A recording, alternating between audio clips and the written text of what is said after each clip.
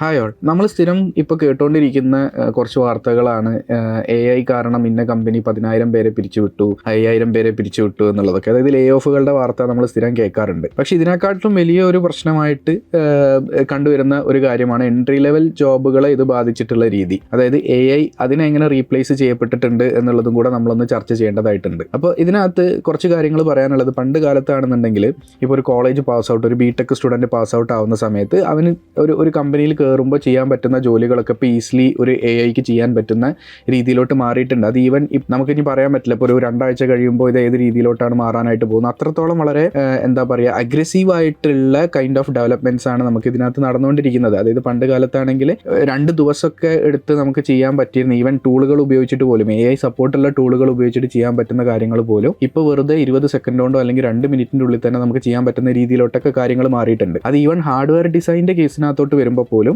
എന്ത് സംഭവിച്ചിട്ടുണ്ട്, ഇപ്പോൾ PCB ഡിസൈനിങ്, അത് കംപ്ലീറ്റ്ലി ഒരു ആളിരുന്നിട്ട് സോഫ്റ്റ്വെയറിൽ എത്രത്തോളം ഇതിൻ്റെ ഇൻവോൾവ്മെൻറ്റ് വന്നിട്ടുണ്ട് അല്ലെങ്കിൽ AI-യുടെ കടന്നുകയറ്റം വന്നിട്ടുണ്ടെന്ന് പറയുമ്പോഴും നമ്മൾ പറഞ്ഞുകൊണ്ടിരുന്ന ഒരു കാര്യമായിരുന്നു ഹാർഡ്വെയറിനകത്ത് ഇതിന് അത്ര ഇൻവോൾവ്മെൻറ്റ് ഇല്ല എന്നുള്ളത്. പക്ഷേ ഇപ്പോൾ നമുക്ക് ടൂളുകൾ അവൈലബിൾ ആണ്. അതായത് AI പ്ലഗിൻസ് യൂസ് ചെയ്തിട്ട് സെൽഫായിട്ട് തന്നെ, അതായത് നമ്മൾ ഇതേപോലെ പ്രോംപ്റ്റുകൾ കൊടുത്തു കഴിയുമ്പോൾ PCBs ഡിസൈൻ ചെയ്യുന്ന കാര്യങ്ങളെല്ലാം വന്നിട്ടുണ്ട്. അപ്പോൾ എങ്ങനെയായിരിക്കും ഇനി അങ്ങോട്ട് ഈ എൻട്രി ലെവൽ ജോബുകളുടെ പ്രാധാന്യം, അത് ലഭിക്കാനായിട്ട് എന്തൊക്കെ ചെയ്യണം എന്നുള്ള കാര്യങ്ങൾ വളരെയധികം ശ്രദ്ധിച്ച് നമ്മൾ മുന്നോട്ട് പോകേണ്ട ഒരു ദിശയിലോട്ടാണ് ഇപ്പോൾ പോയിക്കൊണ്ടിരിക്കുന്നത്, ഈ ഒരു കാലഘട്ടം പോയിക്കൊണ്ടിരിക്കുന്നത്. ഇപ്പോഴത്തെ ഒരു മാർക്കറ്റ് സിനാരിയോ നോക്കുകയാണെന്നുണ്ടെങ്കിൽ എക്സ്പീരിയൻസ്ഡ് എഞ്ചിനീയേഴ്സിന് സ്റ്റിൽ നമ്മളിപ്പോൾ ലിങ്ക്ഡിനും കാര്യങ്ങളൊക്കെ നോക്കുമ്പോൾ ഒരുപാട് വേക്കൻസീസും ഓപ്പണിങ്സും സ്റ്റിൽ കാണാറുണ്ട്. ഒരു 3+ ഇയർ എക്സ്പീരിയൻസ്ഡ് ആയിട്ടുള്ള ഒരു എഞ്ചിനീയറിൽ ഇഷ്ടം പോലെ കമ്പനീസ് ഇപ്പോഴും ഹയർ ചെയ്യുന്നുണ്ട്. ഈവൻ ദോ പല കമ്പനീസും അവിടെ ഹെഡ് കൗണ്ട്സ് കുറയ്ക്കുന്നുണ്ടെന്ന് പറയുമ്പോൾ പോലും പ്രൊജക്റ്റുകൾക്കൊന്നും ഇവിടെ വലിയ രീതിയിൽ കുറവുകളൊന്നും വന്നിട്ടില്ല. പുതിയ ടെക്നോളജീസ് വരുന്നത് എപ്പോഴും ഇങ്ങനത്തെ ഒരു ടെക്നിക്കൽ എന്താ പറയുക, ഒരു ഫീൽഡിനെ പോസിറ്റീവായിട്ട് തന്നെ എഫക്റ്റ് ചെയ്യുന്ന പോലെയാണ് നമ്മൾ കണ്ടിട്ടുള്ളത്. അതേപോലെ തന്നെ ഒരുപാട് പ്രൊജക്റ്റുകളും കാര്യങ്ങളൊക്കെ ഈ മേഖലയിൽ വർക്ക് ചെയ്യുന്ന കമ്പനികളിൽ ഇപ്പോഴും വന്നുകൊണ്ടിരിക്കുന്നുണ്ട്. അതിനകത്ത് എക്സ്പീരിയൻസ്ഡ് എഞ്ചിനീയേഴ്സിന് സ്റ്റിൽ നമ്മൾ വേക്കൻസീസ് കാണുന്നു. നല്ല പാക്കേജിൽ തന്നെ അവരെ ഹയർ ചെയ്യാനായിട്ട് പല കമ്പനികളും മുന്നോട്ട് വരുന്നതായിട്ട് നമ്മൾ കാണാറുണ്ട്. ഇതിന് പുറമെ ഇതിനകത്ത് വലിയ MNCകൾ ഇപ്പോഴും എന്താ പറയുക, ബൾക്ക് ഹയറിങ്സ് ഒക്കെ നടത്തുന്ന കമ്പനീസും സ്റ്റിൽ മാർക്കറ്റിലുണ്ട്. പക്ഷേ ഇതൊക്കെ പറയുമ്പോഴും എൻട്രി ലെവൽ ജോബുകളിൽ നമ്മൾ വളരെ വലിയ രീതിയിലൊരു കുറവ് കണ്ടുകൊണ്ടിരിക്കുകയാണ്. അത് എസ്പെഷ്യലി കഴിഞ്ഞൊരു എന്താ പറയുക, ഒരു 6 മാസത്തെ മുമ്പത്തെ കണക്കെടുക്കുമ്പോഴും 6 മാസത്തിന് ഇപ്പുറത്തുള്ള കണക്കെടുത്ത് കഴിഞ്ഞാലും എൻട്രി ലെവൽ എഞ്ചിനീയേഴ്സിന് ചെറിയ രീതിയിൽ ഇത് എഫക്റ്റ് ചെയ്തിട്ടുണ്ട് എന്ന് തന്നെ നമുക്ക് പറയേണ്ടി വരും. ഇനി എങ്ങനെയാണ് നമുക്കിതിനെ ടാക്കിൾ ചെയ്യാനായിട്ട് പറ്റുക? അതായത് ഒരു വളരെ ബേസിക് നോളേജ് ഉള്ള ഒരാളെ ഇപ്പോൾ ഒരു കമ്പനിയും അക്വയർ ചെയ്യാനായിട്ട് നോക്കുന്നില്ല. ബിക്കോസ് അവൻ വന്നിട്ട് ചെയ്യുന്നതിനെക്കാട്ടിലും വളരെ ഫാസ്റ്റായിട്ട് അത് ആർക്ക് ചെയ്യാനായിട്ട് പറ്റും? ഇപ്പോൾ AI ടൂളുകൾക്ക് ചെയ്യാനായിട്ട് പറ്റും. ഇപ്പം മിക്ക കമ്പനികളും പലതരത്തിലുള്ള AI ടൂളുകളിലോട്ട് അഡാപ്റ്റ് ചെയ്യപ്പെട്ടിട്ടുണ്ട്. ഇപ്പോൾ AI ഏജൻറ്റുകളെ ക്രിയേറ്റ് ചെയ്യാൻ പറ്റുന്നു, അതിനെ ഉപയോഗിച്ച് കുറേ ടാസ്കുകൾ കംപ്ലീറ്റ് ചെയ്യാൻ പറ്റുന്നു.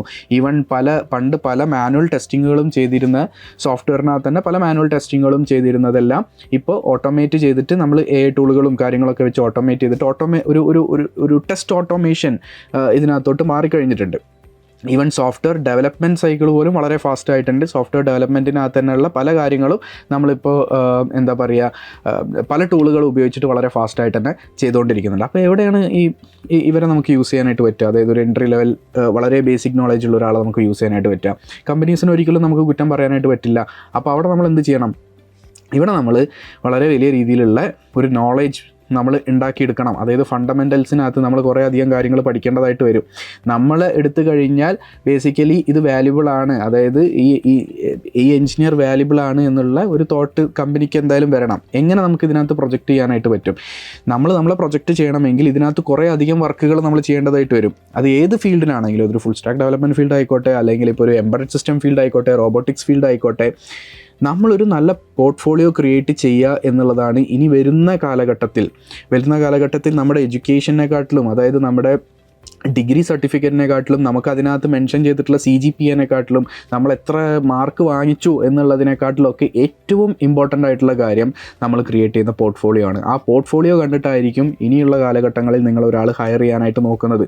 പല ഡൊമൈനുകളിൽ വർക്ക് ചെയ്തിട്ടുള്ള എക്സ്പീരിയൻസ്, അതിനകത്ത് എക്സ്പെർട്ടീസ് ബിൽഡ് ചെയ്തിട്ടുള്ള കാര്യങ്ങൾ, ഫണ്ടമെൻ്റൽസ് എത്രത്തോളം നമുക്ക് ക്ലിയർ ആണ് എന്നുള്ള കാര്യങ്ങളാണ് ഇനി വരുന്ന കാലഘട്ടത്തിൽ ഏറ്റവും കൂടുതൽ ഇമ്പോർട്ടൻ്റ് ആയിട്ട് വരാനായിട്ട് പോകുന്നത്. സോ ഇനി അങ്ങോട്ട് മുന്നോട്ട് പോകുമ്പോൾ എൻട്രി ലെവൽ ജോബുകൾ കൂടുതൽ ബുദ്ധിമുട്ടാവുകയുള്ളൂ. കാരണം കാരണം വളരെ ഫാസ്റ്റായിട്ടാണ് ഇതിനകത്തുള്ള ടൂൾസിൻ്റെ ഡെവലപ്മെൻറ്റ്സും കാര്യങ്ങളൊക്കെ നടക്കുന്നത്. ഈസിലി തന്നെ അത് എന്താ പറയുക, ഇവരിത്രയും പൈസ കൊടുത്ത് ഈ ടൂൾ വാങ്ങുമ്പോൾ വേറൊരു എഞ്ചിനീയറിനെയും കൂടി ഇതിന് വാങ്ങി വെക്കേണ്ട ആവശ്യമില്ല. ആ ബഡ്ജറ്റിന് അവർക്ക് എന്ത് ചെയ്യാം, കമ്പനീസ് എന്ത് ചെയ്യും, കുറച്ചും കൂടി എക്സ്പീരിയൻസ്ഡ് ആയിട്ടുള്ള ഒരാളെ നോക്കും വേറെ പല കാര്യങ്ങളും കൈകാര്യം ചെയ്യാനായിട്ട്. ഇവിടെ നിങ്ങൾക്ക് ചെയ്യാൻ പറ്റുന്നത് എൻട്രി ലെവൽ ഇപ്പോൾ ബിടെക് സ്റ്റുഡൻസോ അല്ലെങ്കിൽ കോളേജ് പഠിച്ചുകൊണ്ടിരിക്കുന്ന ആൾക്കാരോ ഗ്രാജുവേറ്റ് ആയിട്ടുള്ള ആൾക്കാരോ നിങ്ങളത് കാണുന്നുണ്ടെങ്കിൽ നിങ്ങൾക്ക് ആക്ച്വലി ചെയ്യാനായിട്ട് പറ്റുന്നത് ഒരു നല്ല പ്രൊഫൈൽ ക്രിയേറ്റ് ചെയ്യുക എന്നുള്ളതാണ്. ഞാനിത് പറയുമ്പോൾ മേ ബി നിങ്ങൾക്ക് റിലേറ്റ് ചെയ്യാൻ പറ്റുന്നുണ്ടാവും. ഇപ്പോൾ നിങ്ങളുടെ കോളേജ് പ്ലേസ്മെൻറ്റ്സ് നിങ്ങൾ നോക്കുക. കോളേജ് പ്ലേസ്മെൻറ്റ്സ് നോക്കുമ്പോൾ പണ്ട് കാലത്തെ റെക്കോർഡ്സ് ആയിരിക്കില്ല ഇപ്പോൾ ഉള്ളത്. ഇപ്പോൾ നിങ്ങൾ നോക്കുമ്പോൾ കോർ കമ്പനീസ് വരുന്നത് വളരെ കുറവായിരിക്കും. ബിക്കോസ് അവർ എൻട്രി ലെവൽ ജോബുകൾ കുറച്ചിട്ടുണ്ട് അല്ലേ. ലിങ്ക്ഡിനകത്ത് നോക്കുമ്പോൾ നിങ്ങൾ കുറേ അധികം അപ്ലൈ ചെയ്യുന്നു, നിങ്ങൾക്ക് റിജക്ഷൻസ് കിട്ടുന്നു. എന്തുകൊണ്ട് റിജക്ഷൻസ് കിട്ടുന്നു? അപ്ലൈ ചെയ്യുന്ന 10,000 ലക്ഷക്കണക്കിന് പേരിൽ ഒരാൾ മാത്രമായിരിക്കും നിങ്ങൾ. അവർക്ക് കമ്പനീസിന് അത് നോക്കേണ്ട ആവശ്യമില്ല. അവിടെ അവരെന്തായിരിക്കും നോക്കുക? നിങ്ങളുടെ പ്രൊഫൈലായിരിക്കും നോക്കുക. ഏതൊക്കെ തരത്തിലുള്ള പ്രൊഫൈലുകൾ നമുക്ക് ബിൽഡ് ചെയ്യാം? നല്ലൊരു ലിങ്ക്ഡിൻ പ്രൊഫൈൽ നമുക്ക് ബിൽഡ് ചെയ്യാം. അതിനകത്ത് നിങ്ങളുടെ അച്ചീവ്മെൻറ്റ്സ്, നിങ്ങൾ ചെയ്തിട്ടുള്ള പ്രൊജക്റ്റുകൾ അങ്ങനെ ചെയ്ത് നിങ്ങളെ പ്രൊജക്റ്റ് ചെയ്യുക, നിങ്ങളെ പുറത്തോട്ട് കാണിക്കുക നിങ്ങൾ ഇത്രയും കാര്യങ്ങൾ ചെയ്യുന്നുണ്ട് എന്നുള്ളത്. നല്ല തരത്തിലുള്ള ഒരു ഗിറ്റപ്പ് പ്രൊഫൈൽ നിങ്ങൾക്ക് ഉണ്ടാക്കാം. നല്ലൊരു പേഴ്സണൽ വെബ്സൈറ്റ് ക്രിയേറ്റ് ചെയ്തിട്ട് അതിനകത്ത് അട്രാക്റ്റീവായിട്ടുള്ള പ്രൊജക്റ്റുകൾ നിങ്ങൾക്ക് ഇടാം. ഈ തരത്തിലൊക്കെ നമ്മൾ ചിന്തിച്ച് കഴിഞ്ഞാലേ ഇനി മുന്നോട്ട് പോകുമ്പോൾ നമുക്ക് എന്ത് കിട്ടുള്ളൂ, അതായത് നല്ല കമ്പനിയിൽ നല്ല ജോലിയിൽ നമുക്ക് പ്രവേശിക്കാനായിട്ട് സാധിക്കുകയുള്ളൂ. അറ്റ്ലീസ്റ്റ് ഒരു എൻട്രി കിട്ടണമെങ്കിൽ, ഒരു കമ്പനിയിൽ ഒരു ഇൻ്റർവ്യൂവിന് ഒരു എൻട്രി നമുക്ക് കിട്ടണമെങ്കിൽ പോലും നമുക്ക് ഈ തരത്തിലുള്ള പ്രൊഫൈലുകൾ വളരെയധികം ഇമ്പോർട്ടൻ്റ് ആയിട്ട് വന്നുകൊണ്ടിരിക്കുകയാണ്. സോ ആ ഒരു രീതിയിൽ ആ ഒരു എന്താ പറയുക, ആ ഒരു പ്രൊഫൈൽ ബിൽഡിംഗ് കോൺസെൻട്രേറ്റ് ചെയ്ത് നിങ്ങളുടെ ഫ്യൂച്ചർ നിങ്ങൾ പ്ലാൻ ചെയ്യുകയാണെന്നുണ്ടെങ്കിൽ ഈസിലി നിങ്ങൾക്ക് ഈ ഒരു പ്രോബ്ലം ടാക്കിൾ ചെയ്യാനായിട്ട് പറ്റും. നിങ്ങൾ കൂടുതലായിട്ട് പ്രൊജക്റ്റ് ചെയ്യാനായിട്ട് പറ്റും. ഒരു എൻട്രി നിങ്ങൾക്ക് കിട്ടാൻ വളരെയധികം അത് ഹെൽപ്ഫുൾ ആയിരിക്കും. ആ ഒരു എൻട്രി കിട്ടുക എന്നുള്ളതാണ് ഇമ്പോർട്ടൻ്റ്. അത് കിട്ടിക്കഴിഞ്ഞാൽ പിന്നെ നമുക്ക് അവിടുന്ന് ഡെവലപ്പ് ചെയ്ത് വേറെ കമ്പനീസിലോട്ടോ നമുക്ക് കുറച്ച് എക്സ്പീരിയൻസ് ബിൽഡ് ചെയ്ത് പോകാനായിട്ടോ പറ്റും. സോ ആ ഒരു എൻട്രി കിട്ടാൻ വേണ്ടിയിട്ടുള്ള ഒരു കീ എന്ന് പറയുന്നത് ഓഫ് കോഴ്സ് നിങ്ങളുടെ പ്രൊഫൈലാണ്. അത് വളരെ വ്യക്തമായിട്ട് ക്രിയേറ്റ് ചെയ്ത് അതിനകത്ത് കുറച്ചും കൂടെ നോളേജ് നിങ്ങൾ ബിൽഡ് ചെയ്ത് പല ഈ നിങ്ങൾ പോകാനായിട്ട് ആഗ്രഹിക്കുന്ന എംബഡഡ് സിസ്റ്റമോ റോബോട്ടിക്സോ AI എന്ത് തന്നെ ആയിക്കോട്ടെ, അതിനകത്ത് ഫണ്ടമെൻ്റൽസ് എല്ലാം ക്ലിയർ ചെയ്ത് അതിനകത്തുള്ള കോർ ടോപ്പിക്കുകൾ വളരെ വ്യക്തമായിട്ട് പഠിച്ച് ഈ ഒരു പ്രൊഫൈൽ ബിൽഡ് ചെയ്ത് പോവുക എന്നുള്ളതാണ് ഇനി വരുന്ന കാലഘട്ടത്തിൽ നമുക്ക് ചെയ്യാൻ പറ്റുന്നൊരു കാര്യം. So I wish you all the very best. നല്ലൊരു പ്രൊഫൈൽ ക്രിയേറ്റ് ചെയ്ത് നല്ലൊരു കമ്പനിയിൽ നിങ്ങൾക്ക് എല്ലാവർക്കും ജോലി കിട്ടട്ടെ എന്ന് ഞാൻ ആശംസിക്കുന്നു. Thank you.